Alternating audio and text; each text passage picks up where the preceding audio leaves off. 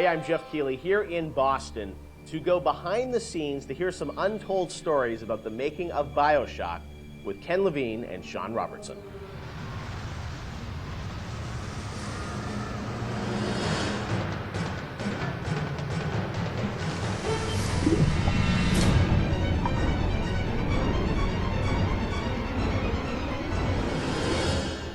Let's talk a bit about the theme and setting of Bioshock Rapture.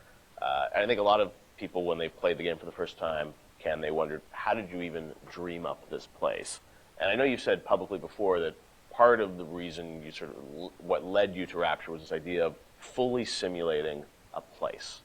Tell us about that sort of idea and the frustrations you had with other games where you sort of hit a bound.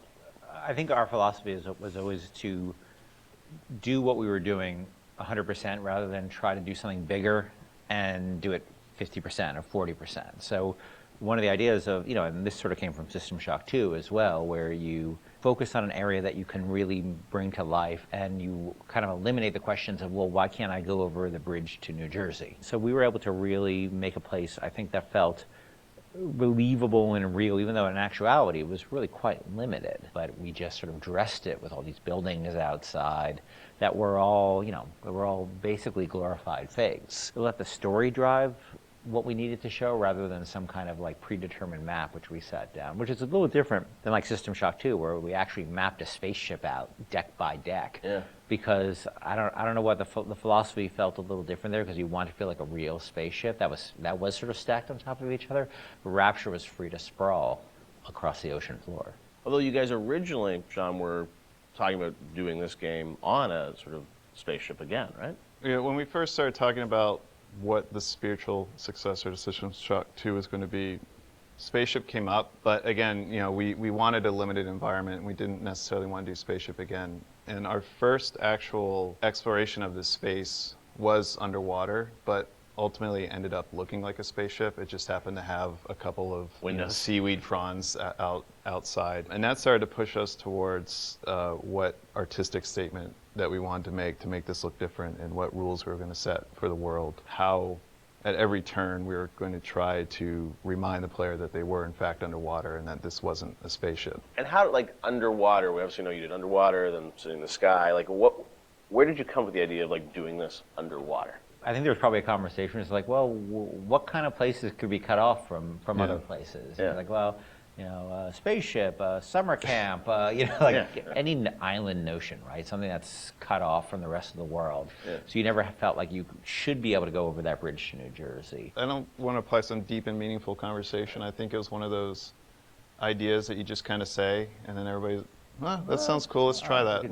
Let's go for it. And I think it lended itself to having very nice views out the window without having to build an insane amount of unique assets. Right. By today's standards, we still were a small team back then. And there's an expectation that because you're underwater, the view distances are going to be short, so you can really kind of fade out into the fog at a short distance and not have the expectation that, why can't I see forever? So there's a lot of limitations in a good way that we put on ourselves by being underwater, as opposed to like if you're on a cruise ship, then you'd expect to see across the water and we'd have to deal with that. Same thing with an island. Or in a city in the sky. Yeah, exactly. Which was a lot more complicated, yeah. So you came up with the idea of let's do this underwater, let's do this sort of isolated place. Then you had to answer the question of, why would someone build this? Is that sort of how it worked, sort of order of operations? You then had to come up with a story to explain? Yeah, I think we wanted a very believable reason why they'd be there.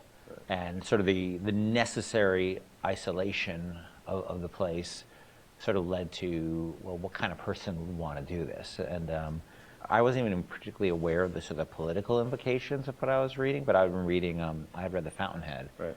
By Ayn Rand, and I mostly thought it was an interesting story. Like, I didn't realize that people were sort of basing their sort of political lives around it, because I wasn't that tuned in to that stuff at that point. And so, but I love the dialogue and the kind of speechifying in it, because you can see a video game character speaking with that kind of certainty and that kind of confident philosophy.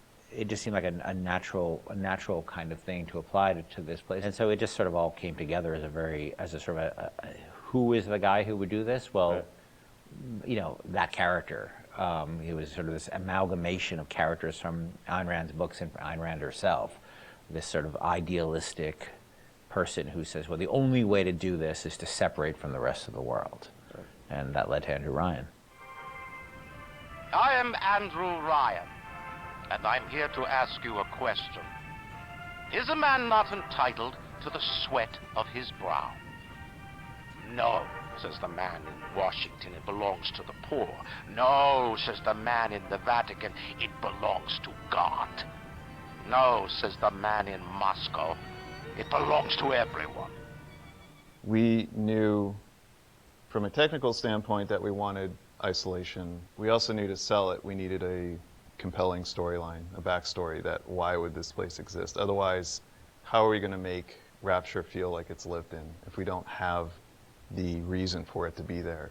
So once we decided on the underwater location and then the closed off spaces, that objectivist story kind of came in and made the art stronger and made the level design stronger because we could feed back into that loop. And I think that's why we had to have sort of Andrew Ryan's pitch right at the beginning of the game. We wanted people to understand why somebody would go there. And so he makes this very personal one-to-one pitch to the gamer, but also that was the pitch you make to people, which was, there's a place that you can be free of all these things, where you could not be sort of put upon by the government and not be afraid of nuclear war and not be afraid of all these other things that will plague you on the surface. We wanted that pitch to sort of resonate and make sense, because that's otherwise by the time you got there you'd be like, well, this place is just fantasy, nobody would ever come here. And that the beauty of the place also was also tied into that. It had to be a very attractive proposition, or people who would believe that people would go leave their lives and go to the bottom of the ocean. I'm sure in some ways you had to convince the team and enroll them in your sort of vision of who this character was going to be and what the setting was going to be. How did that work, Sean? I mean, did Ken come in and say, hey, I've been reading these books, and I think we could sort of... I believe he just came in one day on a horse and said, Ayn Rand, everybody read The Fountainhead. Exactly. I bought 30 copies of it. Yeah, I think, here's a 2,000-page book or something. Yeah. Go read it. And it really is more organic. Like I said, we knew that we had this location, and you struggle to fill it with stories, and you struggle to find meaning of why does this place exist? What's my motivation? And as Ken started to explore Ayn Rand a little more and started talking to us about it, and we were having that conversation, and it's like, oh, this could totally work. Like, this is exciting. Like, this is something that really hasn't been done in a video game before. And if we had flipped it and come up with the idea first before the location, I don't think we would have really been that excited about it. But we had a location, and now we're trying to fill it with that story. And because of the order of operation there, you start to get excited, like, oh, I could totally make this work. This is going to really make it feel like a lived-in space. As you think of sort of the the setting, and you think of maybe a character or something, was there a moment that you think back, it's like, oh, like right then and there, like I got excited when you attached the Ayn Rand For me, stuff it was to it. It was going to Rockefeller Center and seeing the visual. Uh-huh. So I told this story before, but my wife and I were in New York, and we went to Rockefeller Center, which was, if you go to Rockefeller Center, it basically looks exactly like Rapture. It's because every building, you're sort of encircled. It's this block in New York, or a couple of blocks in New York, where Radio City Music Hall is, and where 30 Rockefeller Plazas, where you see that show 30 Rock, and the ice skating rink, and where they put the Christmas tree, and it's this very iconic location. But what's cool about it, it's all one, unlike the rest of the city. Everywhere you look, it's one architectural style. It's Art Deco. And it's very iconic Art Deco. And my wife and I were there, and we were sort of working on the game, and we didn't have a visual style. And all of a sudden, I started looking around, and I said, oh, this could be a visual for the game. Also, the geometry of it was actually quite conducive to making a video game, because it wasn't overly complicated geometry. Art Deco is quite bold and simple. Bold and geometric, and simple. And so my wife and I bought a couple of tourist cameras before iPhone cameras, Throwaway cameras, Yeah, throwaway cameras with little Kodak things, and we just started photographing doorknobs and light fixtures, and just sort of developed the photos. Remember that? Brought them in and said, come to the office, here's a stack of stuff, here's a stack of photos. Take a look. I'll see you guys in a couple of years. Go make this. City where the artist would not fear the censor, where the scientist would not be bound by petty morality, where the great would not be constrained by the small, and with the sweat of your brow, Rapture can become your city as well.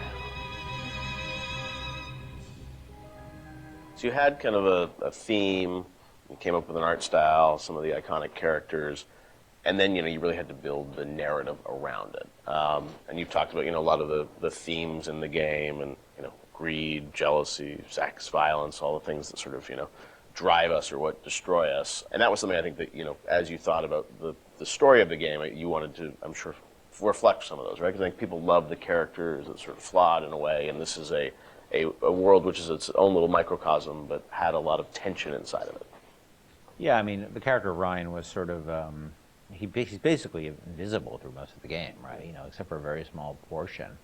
But he's very present because he exists, the city is him, right? It's such a representation of him. We never want to cut away to a cutscene where you saw Andrew Ryan, planning and scheming. We wanted him to be very present without actually being present. But once you had Ryan, and once you had his desire to protect this vision of his, you just had to then come up with the characters who'd be arrayed in opposition to him. So we had this character, the Big Daddy, and then eventually the character of the Little Sister. And so characters like Tenenbaum came along, like, here's a person who's in opposition to him for this reason. And then you have, for more noble reasons. And then you have a character like Atlas, who's much more cynical opposition. Once we had all those characters arrayed, we're like, well, who are you? And, you ended up being a sort of, a pawn in the middle of all this opposition to Ryan. We just kept kind of homing in on that theme and making sure that you weren't, eventually figuring out that you couldn't just be here by an accident, that you're an integral part of this story, even though you don't know you're an integral part of this story. You think you're just there by happenstance. Look, Mr. Bubbles, it's an angel. I can see light coming from his belly. Wait a minute, he's still breathing. It's all right. I know he'll be an angel soon.